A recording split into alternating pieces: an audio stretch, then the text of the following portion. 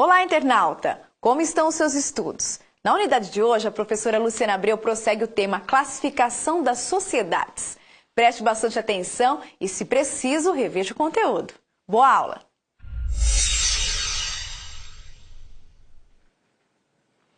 Olá, pessoal!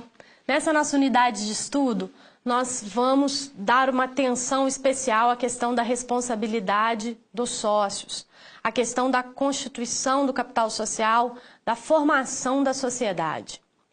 Esse é um ponto primordial aqui para a gente entender todo esse direito societário. Então vamos à lousa, pessoal. Bom, vamos falar aqui então de capital social.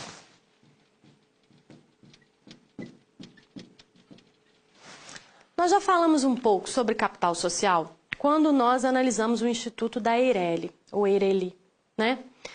Mas aqui no direito societário, a gente tem que analisar a questão do capital social com mais cautela, porque aqui o capital social vai estar fracionado.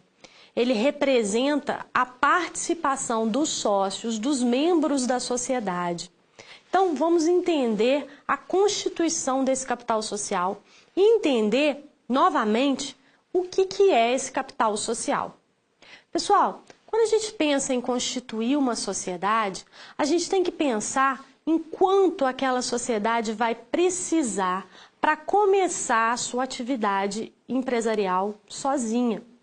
Bom, pensar em capital social, vamos fazer uma analogia, a gente tem que entender o capital social como se fosse um investimento que os pais fazem num filho. Um neném, uma criança, quando ela nasce, os pais dela investem nela. Os pais dela pagam para ela as fraldas, compram as fraldas, mamadeira, e aí dão alimentação, pagam o colégio, e a criança vai crescendo, Aí, aquele jovem entra na faculdade, os pais pagam a faculdade, até que chega uma hora que os pais viram para aquele jovem e falam o seguinte: meu filho, agora é contigo, caminhe sozinho, caminhe com as suas próprias pernas, eu já investi em você. Assim ocorre com a formação do capital social. Então, o capital social é aquele investimento inicial que o sócio tira do bolso dele, tira do patrimônio pessoal dele para entregar para a sociedade. Depois que esse capital social for entregue para a sociedade, que é o mínimo que ela precisa para iniciar a sua atividade sozinha, pronto.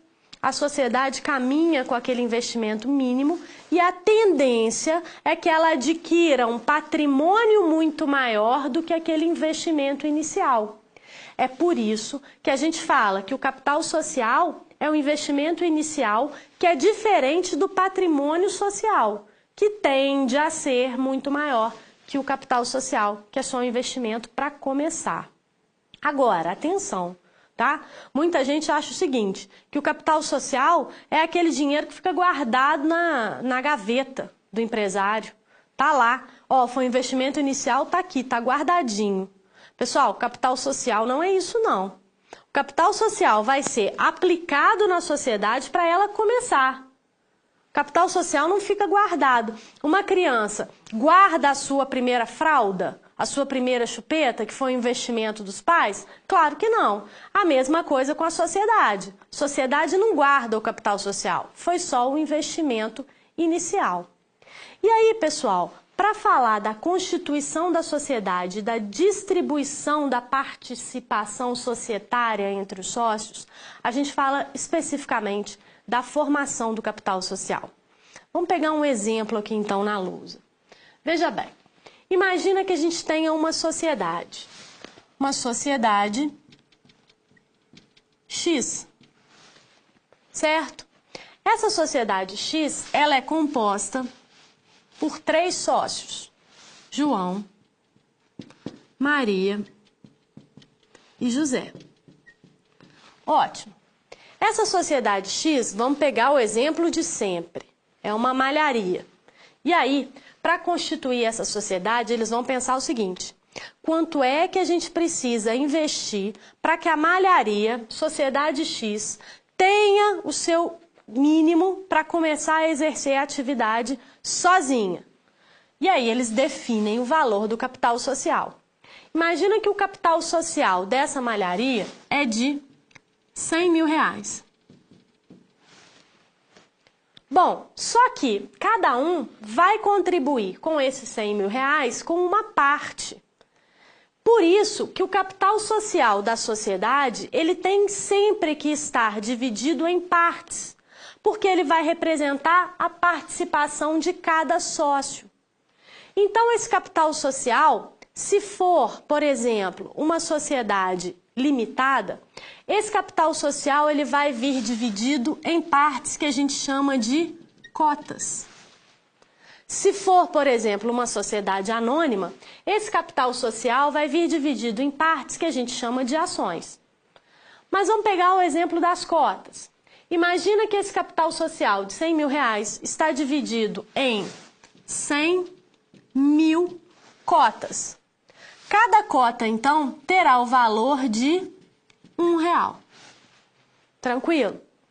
Bom, para a formação desse capital social, então, vamos imaginar que o João deseja contribuir com 50% do capital social. A Maria com 30% desse capital social e o José com 20% desse capital social.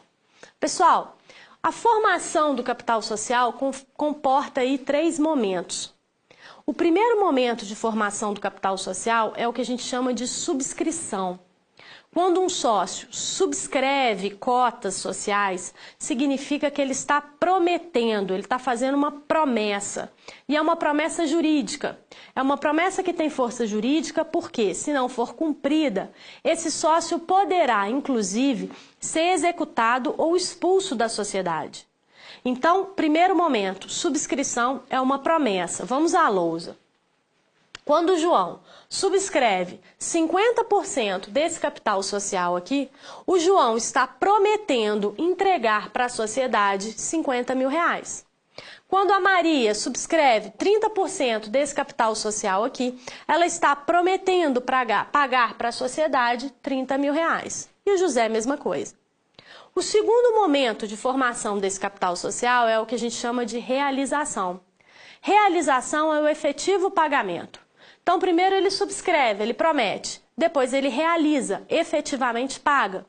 Então, quando a gente fala que o José realizou 20% do capital social, significa que ele tirou 20 mil reais do seu bolso, do seu patrimônio pessoal e entregou para a sociedade, efetivamente pagou. Por fim, pessoal, quando todos os sócios tiverem realizado o capital que eles subscreveram, que eles prometeram, a gente fala que esse capital social está integralizado. Então, capital social integralizado, a expressão integralizado vem de integral, valor integral. Então, capital social integralizado é capital social 100% realizado, 100% pago. E aí, pessoal, a gente tem que destacar aqui a responsabilidade limitada dos sócios em relação à formação desse capital social na sociedade limitada e na sociedade anônima. O artigo 1052 do Código Civil, vou colocar aqui para vocês. Artigo 1052 do Código Civil, ele trata da responsabilidade dos sócios em relação ao capital social da sociedade limitada. E aí ele diz o seguinte, que na sociedade limitada, os sócios têm responsabilidade limitada. É o que a gente viu na última unidade de estudo. Significa, então, que, uma vez constituída a sociedade, o patrimônio pessoal dos sócios não pode ser atingido por dívida que a sociedade contraiu. Então, a gente já viu na última unidade. Agora, o artigo 1052 continua, dizendo o seguinte, mas todos respondem solidariamente pela integralização do capital social. E aí, o que a gente interpreta desse artigo 1052? Pessoal, vamos imaginar a seguinte situação. Vamos imaginar que essa sociedade é uma sociedade limitada. E aí, o José subscreveu 20% do capital social, mas não realizou os 20% que ele subscreveu. Se ele não realizou, a gente fala que o capital social não está integralizado. Falta R$20 mil para a formação, para a integralização do capital social. Diante disso, então, vamos colocar aqui, faltam R$20 mil para a integralização do capital social. Aí imagina o seguinte, essa sociedade que não tem o capital social integralizado, contrai uma dívida no valor de R$1 milhão. Pessoal, se o capital social de uma sociedade limitada não estiver integralizado, quem vai responder por essa dívida? Veja bem, a responsabilidade dos sócios é limitada. Então, o patrimônio pessoal deles não pode ser atingido por dívida que a sociedade contraiu.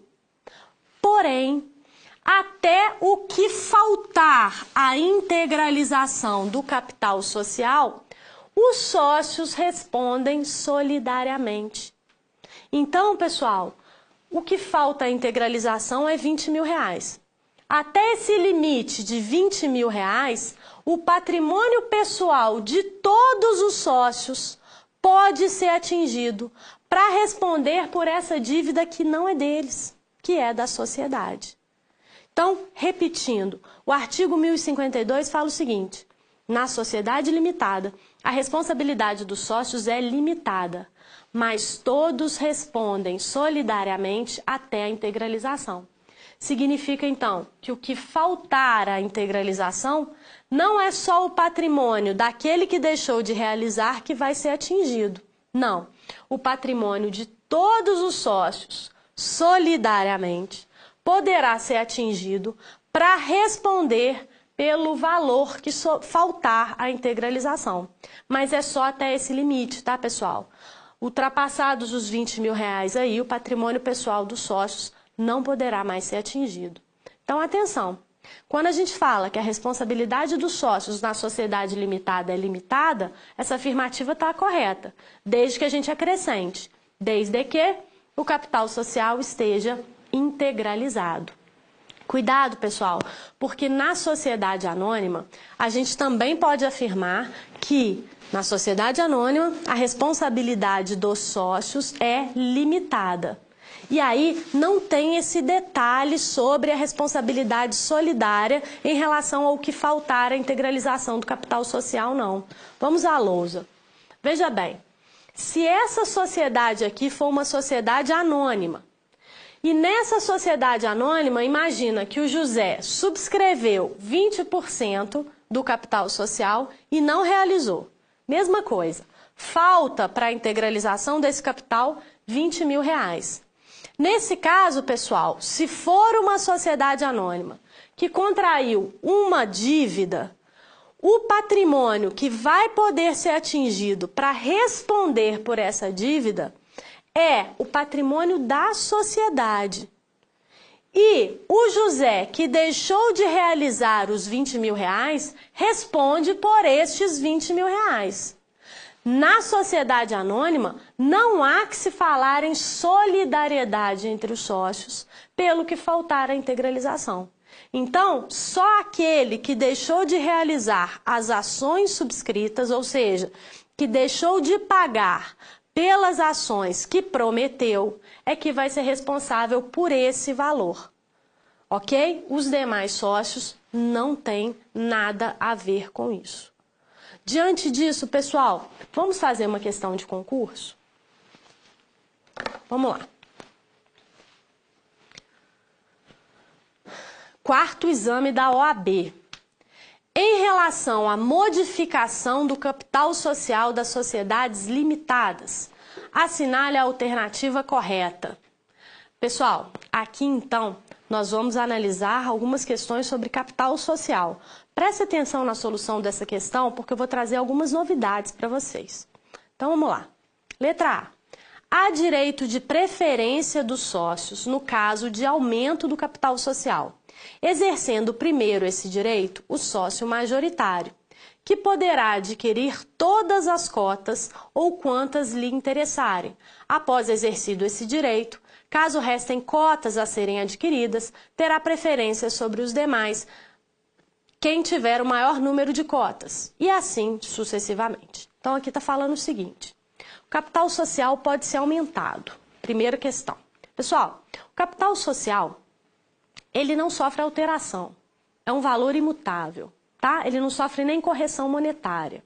Bom, o capital social, então, ele pode ser aumentado ou reduzido desde que se verifiquem as hipóteses numerus clausus previstas em lei. Aí sim.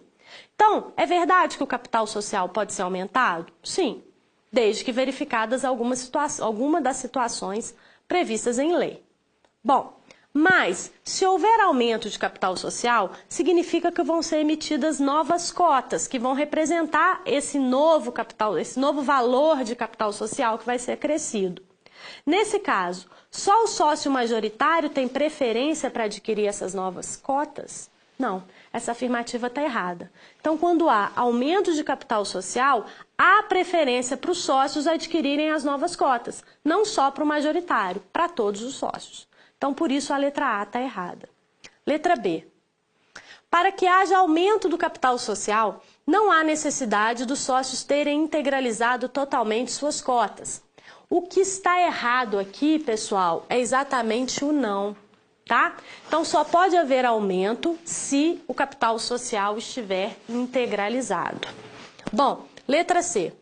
Uma das hipóteses para que haja diminuição do capital social é que a sociedade tenha tido prejuízos que não serão mais recuperados, devendo-se, nesse caso, haver diminuição proporcional do valor das cotas, tornando-se efetiva essa diminuição a partir do momento em que for feita a averbação no cartório competente da ata da Assembleia que a aprovou. Pessoal, não tem nada o que mudar dessa questão aqui. Aqui está tudo absolutamente correto.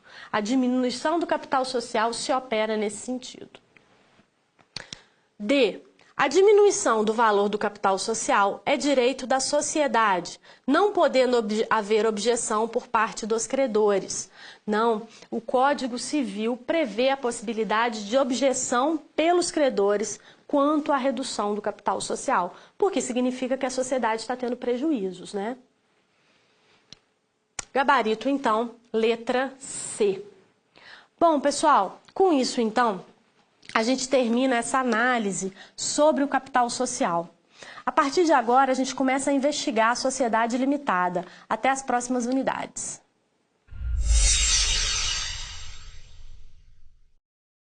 Aproveite o conteúdo exposto na aula para aprimorar seu aprendizado e não deixe de rever o conteúdo estudado. Isso é importante para a fixação da matéria. Até mais!